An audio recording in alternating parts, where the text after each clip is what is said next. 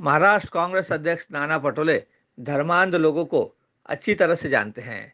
आज धर्मनिरपेक्ष पार्टी कांग्रेस के गठबंधन को संपूर्ण महाराष्ट्र में मजबूत करने का वह अच्छा काम कर रहे हैं। उपरोक्त बातें महाराष्ट्र प्रदेश कांग्रेस कमेटी के महासचिव और वरिष्ठ कांग्रेसी नेता मुनाफ हकीम ने दादर के तिलक भवन में मीडिया कर्मियों से बात करते हुए कहा। उन्होंने नाना पटोले को जमीनी स्तर का नेता बताते हुए यह भी कहा कि जातिवादी फिरका परस्त ताकतों को हराने और उनको उनकी जगह दिखाने के लिए नाना पटोले संपूर्ण महाराष्ट्र का दौरा कर पुराने कांग्रेसियों को पार्टी में सक्रिय कर रहे हैं। महाराष्ट्र में कांग्रेस मजबूत होगी और हम जातिवादी पार्टियों को चुनाव में हरा सकेंगे। नाना पटोले द्वारा एक सभा में मोदी शब्द के प्रयोग और मुंबई और महाराष्ट्र में उठे सियासी बवाल के बारे में मुनाफ हकीम से पूछे जाने पर उन्होंने कहा कि जब भी भाजपा का जनाधार कम होता दिखाई देता है तब वह आरएसएस के साथ मिलकर इस तरह के हथकंडे अपनाती है। आज संपूर्ण देश में भाजपा का जनाधार बहुत तेजी से गिर रहा है। महाराष्ट्र की जनता ने तो उनको सत्ता से ही बेखदर महाराष्ट्र की जनता ने तो इनको सत्ता से ही बेदखल कर दिया है। खिसियानी बिल्ली खंबा नोचे वाली बात है। नगर पंचायत के चुनाव में मोदी नाम का एक असामाजिक तत्व कांग्रेस के मतदाताओं को डरा धमका रहा था। उसके आतंक से डरे और सहमे लोगों को अपना नैतिक समर्थन देने के लिए नाना पटोले ने उसे उसकी भाषा में जवाब देने की बात कही। लेकिन दुर्भाग्यवश मोदी के नाम को प्रधानमंत्री नरेंद्र मोदी के साथ राजनीतिक द्वेष से जोड़कर भाजपा वाले बेमतलब बात का बतंगड़ बना रहे हैं। अब भाजपा और उसके नेता अपने गलत कारनामों के चलते बेनकाब हो चुके हैं और उनके इस बेतुके गलत आरोप से नाना पटोले का कद और भी बढ़ गया है। मुंबई कांग्रेस रोजगार एवं स्वरोजगार सेल की तरफ से महासचिव डॉक्टर सत्तार खान ने शॉल और गुलदस्ता देकर मुनाफ हकीम का स्वागत करने के पश्चात मीडिया से बातचीत करते हुए कहा कि मुनाफ हकीम के महाराष्ट्र प्रदेश कांग्रेस के संगठन में महासचिव बनाए जाने पर नाना पटोले और कांग्रेस के राष्ट्रीय नेता तारिक अनवर के कांग्रेस के केंद्रीय कमेटी में शामिल होने पर सोनिया गांधी और राहुल गांधी मजबूत होंगे। तब कहीं जाकर हम फिरका परस्त ताकतों को दिल्ली की सत्ता से बेदखल कर पाएंगे। नाना पटोले जी एक मूवमेंट के आदमी, किसान आंदोलन से उनका संबंध रहा है और वो ज़मीनी हकीकत को जानते हैं। उनको पता है कि अनाज का एक दाना बोने के बाद 1000 गुना बनता है और इसलिए वो ऐसे ही कार्यकर्ता चाहते हैं कि जो मैदान में उतरकर कार्यकर्ताओं को जोड़ने का काम करें और जो घर में बैठे हैं उनका नुकसान होगा। अध्यक्ष के रूप में आज भी वो हज़ारों किलोमीटर चलने की क्षमता रखते हैं और चल रहे हैं, हर जगह पर जा रहे हैं, हर जगह पर वो अपने कार्यकर्ताओं में उत्साह पैदा करने का काम कर रहे हैं। संगठन में जो कार्यकर्ता उनके साथ है सबको काम दिया है उन्होंने और सबको काम में लगाने की क्षमता उनमें है। संगठन से आया हुआ एक व्यक्ति जिसने अपने हर दौर को देखा है, धर्मांध शक्तियों की विचारधारा को भी कैसे निपटना है, ये क्षमता उनमें है। और ऐसे कांग्रेस का अध्यक्ष के रूप में एक आंदोलन से जुड़ा हुआ व्यक्ति आने की वजह से इसमें काफ़ी उत्साह है कार्यकर्ताओं में और महाराष्ट्र में निश्चित रूप में हम अपने संगठन को मजबूत कर पाएंगे। जिस पार्टी से जुड़े हुए लोग रहे उसी पार्टी में फिर शामिल हुए, युवा अध्यक्ष के रूप में, उसके बाद सेवा दल के अध्यक्ष के रूप में, माइनॉरिटी के अध्यक्ष के रूप में और ऐसे विभिन्न पदों पे कांग्रेस वर्किंग कमेटी के मेंबर रहे, सांसद रहे, महाराष्ट्र से भी राज्यसभा पे रहे। वो हर रूप में उन्होंने अपनी क्षमता को बताया है और कार्यकर्ताओं से, छोटे बड़े कार्यकर्ताओं से जुड़ा हुआ एक व्यक्ति अगर कांग्रेस पार्टी में शामिल हो रहा है तो नई बात नहीं है। वो तो कांग्रेस के हर पद पे रहे और आज कांग्रेस के महामंत्री है, वर्किंग कमेटी के मेंबर है, केरला पांडिचेरी के वो ऑब्जर्वर हैं। तो ऐसे एक क्षमता वाले नेता के रूप में वो अगर मिले हैं तो मैं समझता हूँ कि निश्चित रूप में कांग्रेस का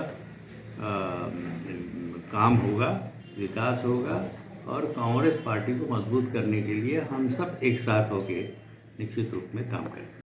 नहीं, मुलाकात तो कांग्रेस के कार्यकर्ताओं से मिलने के बाद तो खुशी तो होती है कि अच्छे कार्यकर्ता जो पुराने दौर से कांग्रेस का काम करते आ रहे हैं, ऐसे कार्यकर्ताओं से मिलकर खुशी तो ज़रूर होती है।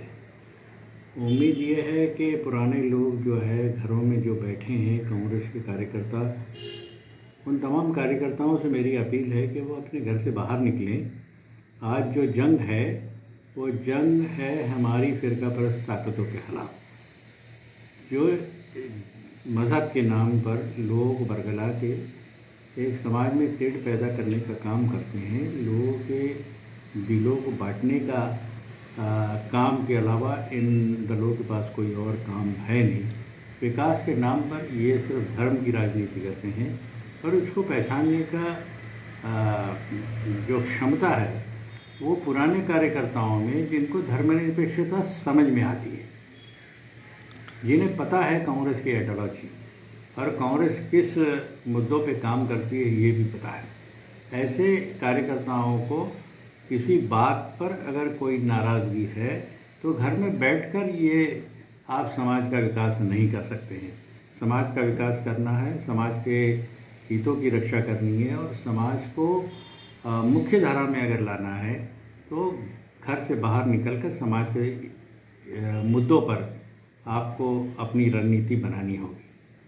आने वाला दौर कॉरपोरेशन का है, और महाराष्ट्र में सभी महापालिका चुनाव के दौरान इस तरह के कार्यकर्ताओं की बहुत ज़्यादा आवश्यकता है कि जो पार्टी को समझ सके, पार्टी के त्याग और बलिदान की बात लोगों तक पहुंचाए, देश की आज़ादी के लिए कांग्रेस का योगदान ये लोगों तक पहुंचाए। वरना ये नया जो जनरेशन है, जो 18 से 21 साल तक के जो नौजवान पीढ़ी है, उन्हें ये पता नहीं है कि हमने कितने बलिदान के बाद, कितने परिश्रम के बाद, कितने त्याग के बाद हमने इस देश की आज़ादी पाई है। धर्म के नाम पर अगर ये संघर्ष होता तो अंग्रेज़ कभी यहाँ से नहीं जाते। यहाँ से अंग्रेज़ों को भगाने के लिए हमारे देश की गंगा जमुना तहजीब जो है वो काम आई। हम एक साथ लड़े, एक दिल से लड़े, और कुछ फ़िरकापरस्त ताकतों ने उस दौर में भी अंग्रेज़ों का साथ दिया, जिन लोगों को खुश करने के लिए अंग्रेज़ों ने इस देश का बंटवारा किया। से जनता को उत्तर प्रदेश की सरकार ने खुद ही मुद्दे दिए हैं। इन बीमारियों के दौरान में जो महानगरों से पलायन किए हुए मजदूर जब अपने देश पहुंचना चाहते थे, जहां अपने घरों में अपने परिवार के बुज़ुर्गों की सेवा करना चाह रहे थे, कई लोग तो रास्ते में मर गए। कई लोग जो है वहां पर सीमा पर पहुंचने के बाद भी उत्तर प्रदेश की सरकार ने अपने घरों तक जाने की इजाज़त नहीं दी। वहाँ पे बसें सीमा पे खड़ी रही, कांग्रेस ने वो सारा इंतज़ाम किया था, मगर वो बस को भी परमिशन नहीं दिया, और लोग पैदल अपने घर तक पहुँचे। उस वक्त कई रास्ते पे बच्चों का देहांत हो गया, कई बुज़ुर्ग मर गए, कई महिलाओं का हालत ख़राब हो गई। और ऐसे हालात को सामना करके वो जब अपने घर पहुँचे, उसके बाद बीमारियों ने लाखों की तादाद में लोगों को घेरा।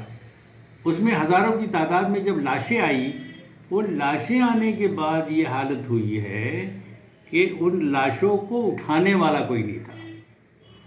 जब शमशान पहुँचे तो शमशान में कतार। लोगों ने, जो सेवा करने वाले लोगों ने अपनी तरफ से तो सेवा की, परिवार के लोगों ने उस जब देखा कि यहाँ पर हमको सरकार की ओर से कोई मदद नहीं मिल रही है, सरकार न अस्पताल में ऑक्सीजन देने के लिए तैयार थी, न सरकार अस्पतालों में उनके लिए दवा देने को तैयार थी। ऐसे हालात में हज़ारों की तादाद में गंगा घाट के करीब में लाशों को दफनाने वाले लोगों को दुनिया ने देखा, और उसके बाद ये कहते हैं कि हमारे पास ऐसा कोई दस्तावेज़ नहीं है कि जिसमें लोग मरे। तो इस तरह का भद्दा मजाक करने वाले, किसानों के बच्चों को अपनी गाड़ी के नीचे कुचलने वाले इन लोगों ने तो खुद ही मुद्दा दिया है कि ये इनके नज़रों में जनता जानवर से भी बदतर है। और इसलिए अब कांग्रेस पार्टी ने उन पीड़ित लोगों के परिवार के लोगों को ही अपना उम्मीदवार बनाकर मैदान में लाया है। आज वो पीड़ित अपनी आवाज़ लोगों के दरमियान में बुलंद करने वाले हैं।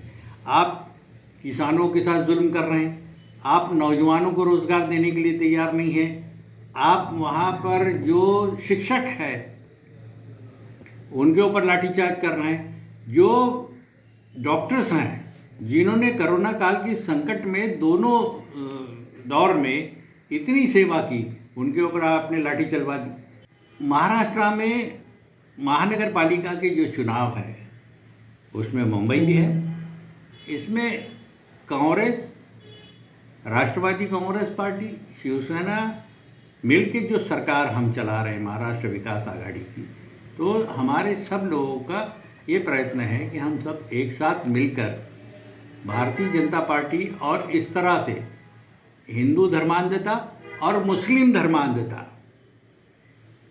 जो फैलाने वाले जो दल है, इनका सर कुचलने के लिए हमको एकजुट होना पड़ेगा और एकजुट होकर हमको इनको सत्ता से दूर रखने का काम करना होगा। ये हमारी सोच है।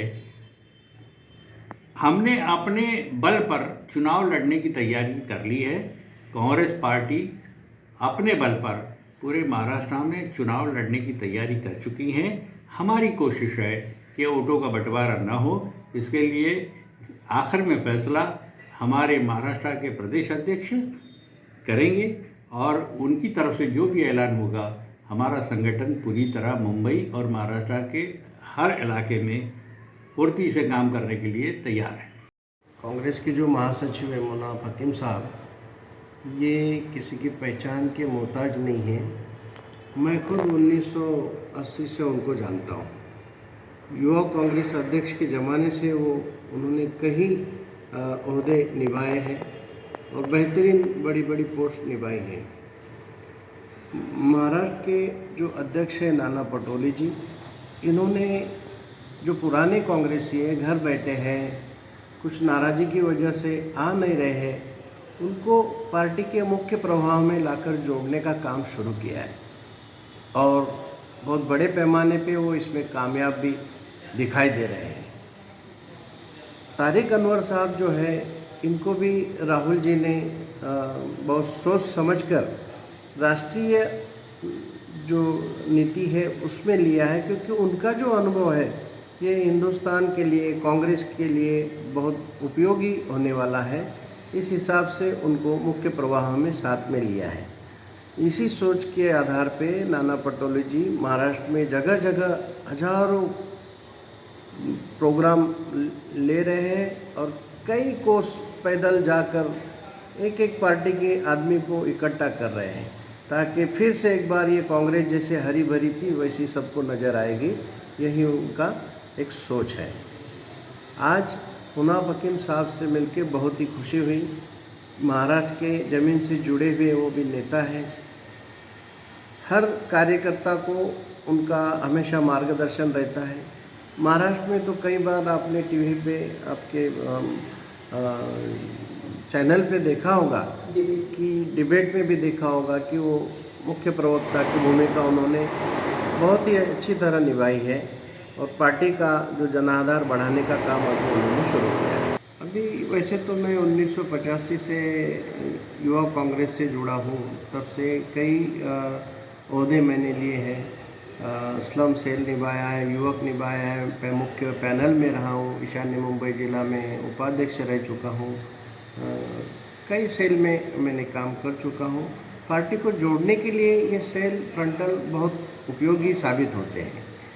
जैसे अभी नाना पटोले जी प्रयत्न कर रहे हैं महाराष्ट्र में हर एक कार्यकर्ता को जोड़ने का, तो हम मुंबई स्तर पर जो भाई जगताप है, हमारे मुंबई प्रदेश के अध्यक्ष चरण सिंह सप्रा जी है, वर्षाताई गायकवाड़ है, इनके निर्देश और मार्गदर्शन के अनुसार पार्टी का काम मुसलसल करते आ रहे हैं। पिछले 2 महीने में हमने 3 बड़े बड़े प्रोग्राम लिए हैं ईशान्य मुंबई जिला कांग्रेस के निगरानी में।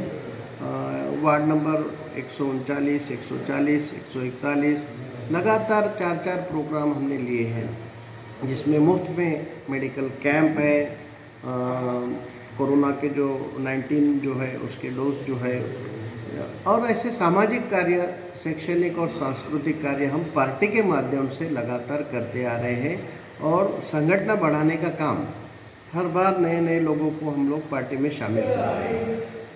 Bureau report, global circle news, Mumbai.